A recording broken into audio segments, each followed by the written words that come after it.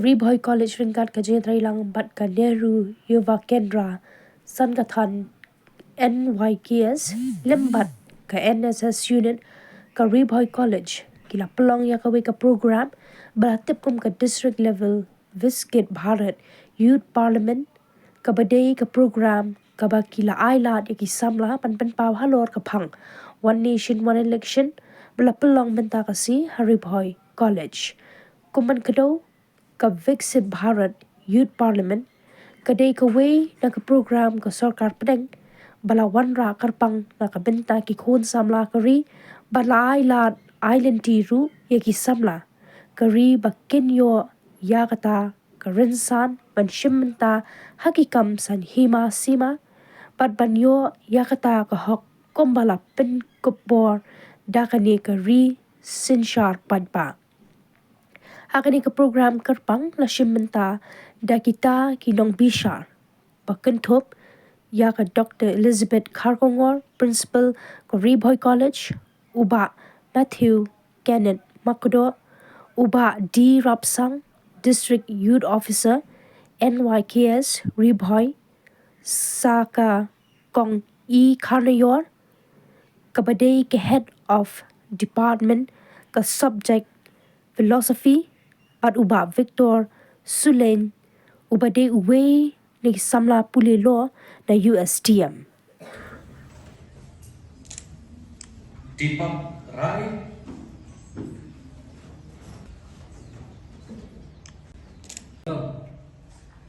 which was initiated in 2019, has steadily evolved to provide a formal platform for the young voices across India to engage in meaningful discussion about national issues.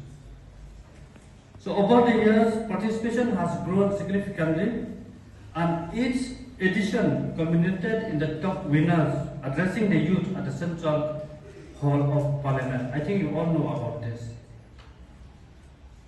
The winners of the district level, we are going to select 10 participants to represent this district to the state level. And the youth parliament, mock parliament, so that the voices of the youth can be heard. That is the reason why we are here today.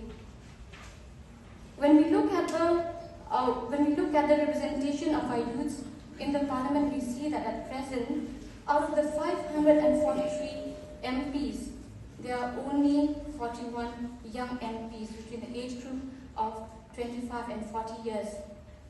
Turning our attention to our own legislative assembly also, majority of the members in our legislative assembly belong to the older age group.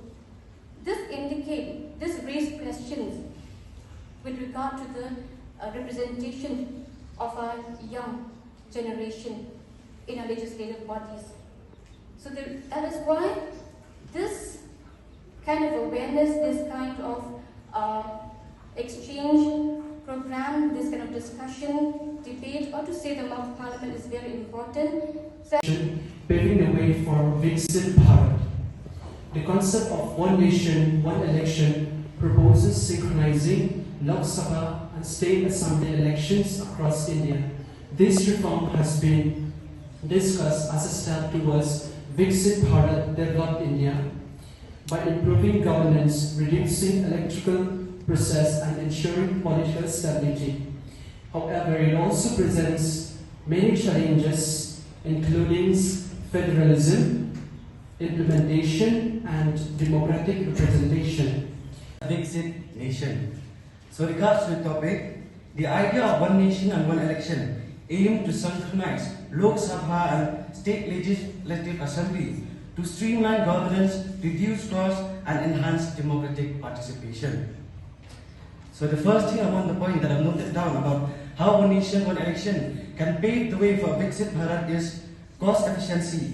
It can help in reducing election expensive affairs, requiring significant resources for polling, security, logistics, and more importantly, our priority, significant resource, potential, that is manpower. Also, it can help billions of money in conducting election, which this could be used for development project, implementing schemes and also infrastructure development. What is this One Nation, One Election? A proposal introduced by the Government of India on the 17th of December 2024, synchronized election process where elections to the Lok Sabha, state legislative assemblies, and other local bodies are conducted simultaneously.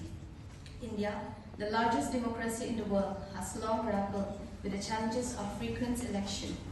To put in perspective, frequent election put a financial strain on the government, state, and its resources. According to a report, the 2019 Lok Sabha election alone cost over 60,000 crore, and the 2024 election nearly 1.35 lakh crore. Many call it a wasteful expenditure. If you combine it with the expenditure of the elections of the state assemblies of the same year, the cost is enormous. Instead, such a huge amount can bring more developmental projects to our nation. A nation where governance is uninterrupted, where policies are implemented without delays, and where the burden of election is minimized. This is the vision of One Nation, One Election. India, the world's largest democracy, is trapped in a cycle of frequent elections. Every few months, some part of the country is voting, bringing governance to a standstill.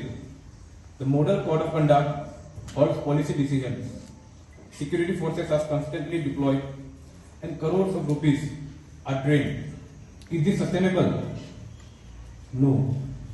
One nation, one election is not just an idea. The actions remind us of our responsibility as youth, lead India towards becoming a fixed Bharat. Greetings all ladies and gentlemen, I am Devran Indo. I graduated my bachelor degree in economics from Ri Bhoi College, Nongpor.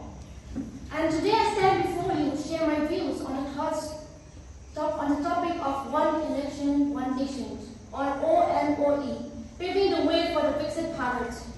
In India's every democracy, simultaneous elections were denounced. From 1952 to 1967, Lok Sabha and State Assembly were held together. But this cycle was disrupted due to premature dissolution of state assemblies and the Lok Sabha in 1968 to 1970s. Since then, frequent elections have become norms. This raised concerns about government's disruptions and financial burdens.